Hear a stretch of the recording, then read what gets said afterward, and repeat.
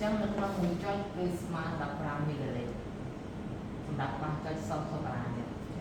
មកចុច2ដងស្មើនឹង30មីលីលីត្រអញ្ចឹង30មីលីលីត្រកម្រិតជាតិផ្អែមនេះគឺស្មើ100%គាត់ណាអញ្ចឹងនៅក្នុងសុខសូកូឡាពីតាសុខមានន័យថាគេលាយវាបញ្ចូលគ្នាអញ្ចឹងជាតិផ្អែមតែមកសាគាត់ណា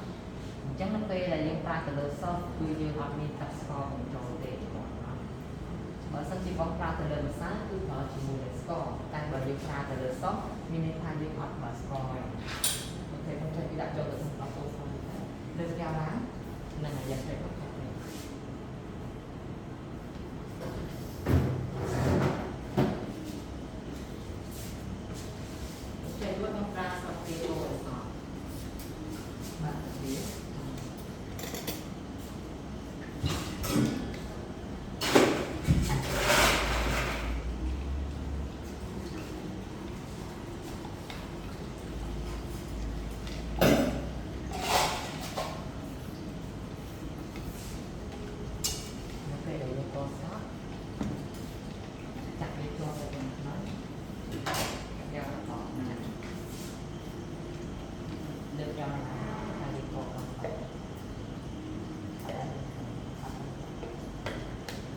ចឹងនៅពេលដែលយើងចាក់វាប៉ុណ្ណឹងមានន័យថាសូកូឡាហូរជាមួយនឹងទឹកដោះគោស្រស់បើយើងអត់ប្រើទឹកកាហ្វេចូលគឺទឹកដោះគោសូកូឡាទឹកដោះគោស្រស់មិនទាន់ណាបើមានសូកូឡាដោះគោស្រស់ធ្វើប៉ុណ្ណឹងហើយគាត់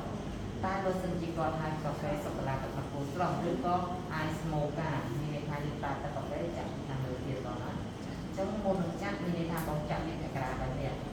ចាក់វារួចចក្រាបែបហ្នឹងរួចលើកកែវឡើងយើងកន្លែងឲ្យដល់ក្រែម៉ាដែលជាប់នឹងកែវហ្នឹងដល់ណាពួកក្រែម៉ាហ្នឹងគឺធ្វើឲ្យកាហ្វេយើងឈ្ងុយដល់ព្រោះចាក់វាទៅចាក់អស់